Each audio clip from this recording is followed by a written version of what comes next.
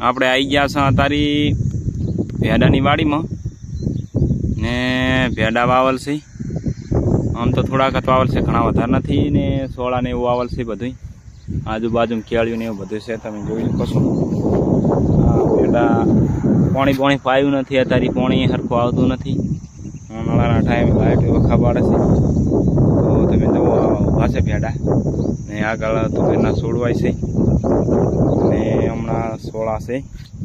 એમાં ફળિયું આમ તો પહેલાં સારી આવતી, પણ અત્યારે બધું ખડને ખડ અંદર ઘણું થઈ ગયું છે. ને હવે જ આવશે રજકો હાટવા. આ રહ્યું મકન છે, અહીં રહ્યા છે બરાબર. હમણાં ભેંસાનો તબેલો ને બધું છે. તો રજકો પાવેલો છે બરાબર. ઉખડે છે કે શિખર નથી એ તો ખબર નહીં. હા છે રજકો.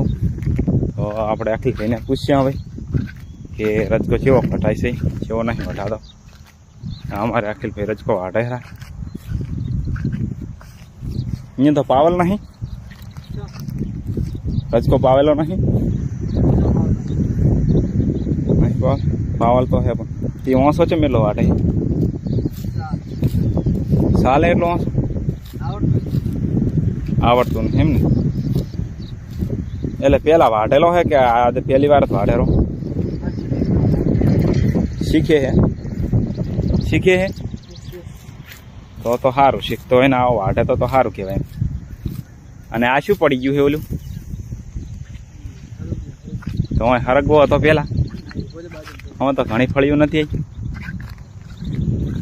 હા હરગવો છે.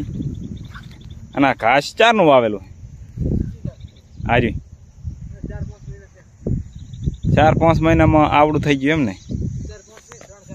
3-4 મહિનામાં આવડું મોટું થઈ ગયું તો સારું કહેવાય. આને તો ડોકા ડાયરેક્ટ આવતા હશે ને બરાબર.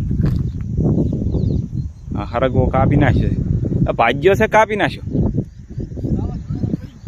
વાવાઝોડાના પડી ગયા. એવું બધું વાવાઝોડું આવ્યું હતું? એવું બધું વાવાઝોડું આવ્યું હતું? આ રજકો કેટલા દાણા પાછો પોંગરે?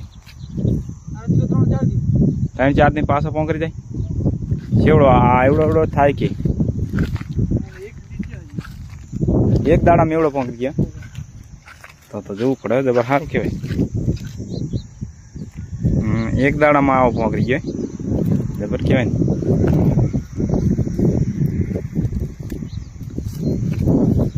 હું વાઢું બીજું દાંતેડું હે ચાર્યું.